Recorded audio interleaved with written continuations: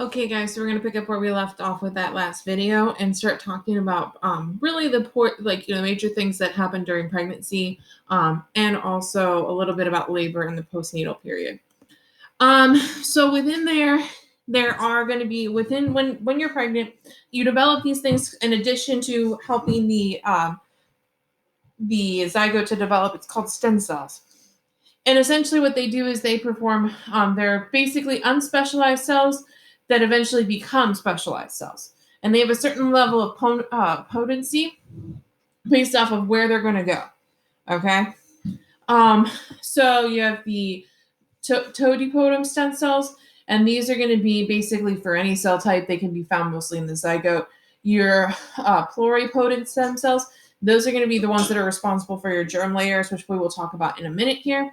And then your multipotent stem cells, they're adult stem cells found in some tissues. Again, you can have some stem cells as you get older, because again, you need to have new cells that reproduce themselves, or that basically are produced for reproduce themselves for function. Okay.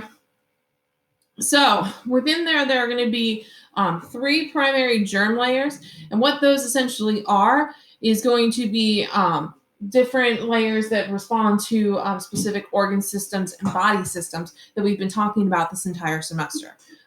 So the first one is going to be the endoderm. This is the inner layer. The ectoderm, this is the outer layer, and the mesoderm, which is the middle layer. Okay. So your ectoderm, which is going to be the outer layer, is responsible for your brain development. Okay.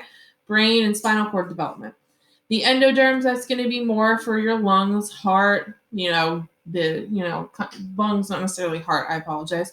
Lungs, your pancreas, your gastrointestinal tract, that's what it's going to be responsible for. And your mesoderm is going to be responsible for all of your bones, your muscles, and your heart, because heart is technically a muscle. Okay? So that's what when you're looking at your primary germ layers. So histogenesis. So histogenesis is basically which we take those stem cells and make them into your primary germ layer.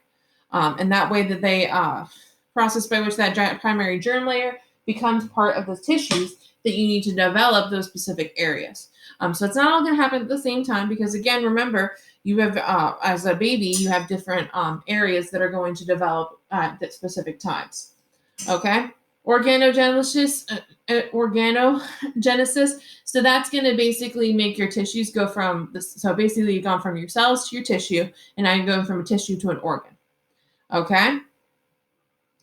And then there's just some special ones that we kind of talk about a little bit, and that's going to be your reproductive tract. Essentially, what happens there is that you're going to go from these Wolffian duct that develops into the male respiratory tract, and you have a different duct that goes into the female reproductive tract, not respiratory tract, female reproductive tracts. And obviously, it's because we have 2 different layers.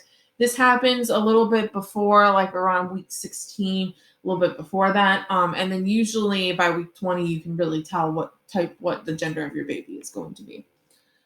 Okay. And again, these are just the developments of your reproductive tracts and how they're different compared to the different areas. Okay. Okay. So once we go through, essentially what happens is that you're going to, first thing that's going to happen before we can enter into the postnatal phase is we need to go through birth. We need to go through labor. We need to have the baby. And so essentially what happens there is what we consider labor. So your cortisol hormones spikes, reducing the number of HCG, which then triggers more progesterone. And therefore, you're going to essentially, your HCG was kind of holding back on the oxytocin. And the oxytocin is going to be stimulated to create, to basically get your uterine muscles to start contracting. That's why a lot of times what they give you for if you need to be induced or you need to have, labor move along, because that's what happened to me. They give you essentially synthetic oxytocin. Okay. So basically you have 3 different stages of labor. First one is the longest stage. And the not fun stage, well, I mean, none of this is fun, but the longest stage, so I guess you could say the not funnest phase, this would be when the uterine contractions, basically what they're doing is they're stretching out, and allowing for the baby to push down in order to basically get that cervix to come out to 10 centimeters, which is what they need to be able to fit the baby's head through there. Okay. Then the stage 2, this is once you have the cervical dilation. This is what I call the pushing stage. You have to start pushing. Okay. And so you're going to be pushing for however long it takes to get that baby's head and the rest of their body through the cervix and exiting through the vagina. Okay. And then the final stage is what, there's within this, what's the baby's taking along with them is the placenta. And so you have to get rid of it because you don't need it anymore. There's no need for the placenta once the baby has released. If you get pregnant again, you get a new placenta. So you have to get rid of that. So the last stage is to push. And it literally takes like one push and it's out. But it's not that difficult to get the placenta out. It kind of is just like following along. But it's basically pushing out the placenta through the vagina as well once the baby has been born. If you have 2 or more births, you can have 2 or more infants from the same pregnancy. Again, if you're looking at that, you're going to be looking at identical twins, which are going to be from the same zygote that's going to split off and create 2 different babies within and early on in development. Now, if you have fraternal twins, you're going to have essentially either two different ova are going to be fertilized by 2 different sperms. Okay. So again, you can see that there. When you look at that, here's the fetal stages to start with. And they're going to both be within the same, they're both going to be sharing, and identical twins will share the same placenta. Fraternal twins will not. They'll have 2 different placentas. Okay. Okay. So once I've gone through this, and I have my baby and she's here. Thank goodness. It was a long, fun time, 43 hours of it, let's say. Okay. So now I'm going to start this thing called infancy, which this lasts from birth until 18 months. And essentially, the first 4 weeks, there's going to be a lot of dramatic changes that happen within a specific rate. So the first thing they're always going to look for is they're going to look for their AGAR score. I can't say that right now, which essentially tells you if you have jaundice or not. And jaundice is where you have the yellowing of the skin. It means that your kidneys aren't working correctly a lot of times. Okay. Then once you've gone through this, that's the first thing. Then you're going to have more of the, within the first 4 weeks, they're going to be adjusting to the environment, knowing how to, breathe properly, occur at a rapid rate. So, breathe your cardiovascular system, how the blood's moving throughout the baby. That's why they can't really regulate themselves as much. And you have to watch what temperature you keep the house at. Just a lot of things like that. Wearing a hat for the first 4 weeks to keep the baby from losing heat. Things along those lines that are just kind of things that helping them to get to the point where they can become totally self-supporting. Your birth weight will double between the ages of 4 to 6 months. So that's when you're going to kind of go through like a growth spurt, and the baby's going to get a lot bigger. And then you're going to see more rapid development of the nervous and muscular system. So that's when the baby starts, doing the things that, kind of like rolling over, development things, rolling over, starting to crawl, during along those times. Okay. So remember, you get lots of different proportions that are going to change. Usually when they start, their neck's really, really tiny. Okay. And they can't support their head. That's why when you have a baby, you got to support their head. As you get older, that neck becomes more pronounced and you can support your own head because the rest of your body in proportion is going to be much larger than your head. And that's kind of the idea that you're seeing here. A lot of the body changes that you're seeing and development is going to allow for, the things that you can't handle in infancy to be okay once you reach the maturity. Okay. So again, infant's fine. Typically, a lot of times they want to be curled up. Toddlers, not so much. You get the idea. Okay. So childhood. So this continues usually up until you reach the point of being an adult, which a lot of times is considered 18. Okay.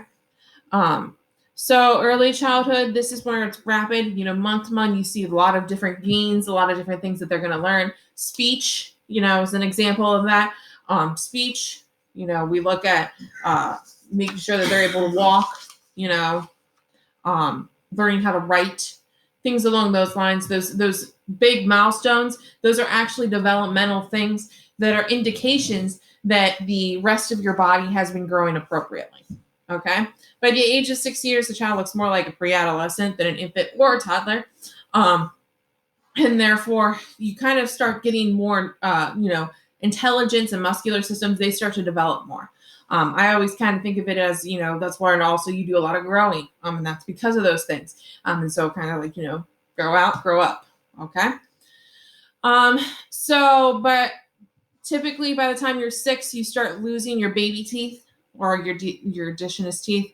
And then by the time you're 14, you should have all of your permanent teeth, with the exception of your third molars. And a lot of times too, you can get those removed before you actually get there. So adolescence is considered the teenage years. So that's going to kind of be like, 13 to 18-ish. Okay. And this is when you go through essentially puberty. Now, a lot of people can go through that before that time frame, but that can occur. But generally that's what we consider, the general statement. This is where you start getting, for women, start developing breasts. For males, you start developing that lower voice. Those are kind of the big things. So that's a maturation of the gonads and the reproductive tract is going to be your primary sexual characteristics. So the woman's development of the breasts, and that type of situation, that's going to be a primary sexual characteristic. The males, when we talk about the fat and hair distributions, the voice, those are going to be secondary sexual characteristics. So for instance, on a female, that would be a situation of your curves developing. Men typically have almost like a triangle shape to their body, whereas women do not. They have more of an hourglass shape in a perfect world. And so the curves that we get occurs as a secondary sexual characteristic.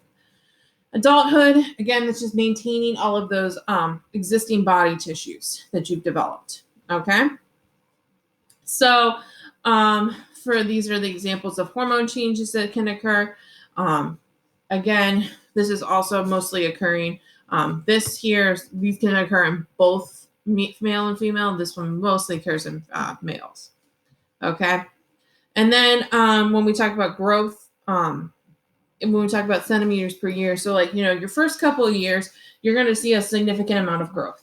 You might see them grow like a couple centimeters and especially when they're really young and they're going through that big time frame where they're going to be getting a lot of food.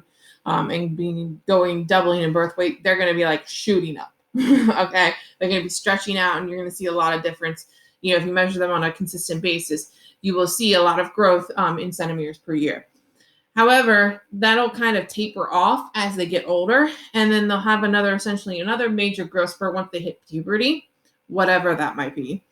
And once they hit puberty, they'll have another major growth spurt and then they'll kind of just stop growing in general. And usually by the time that you reach adulthood, you're not growing anymore. You're not going to see any more changes in height. Okay. So now let's talk about, I'm going to go ahead and stop here and we'll record another video. We'll talk about adulthood, an older adulthood, and what happens after you've reached the point of aging.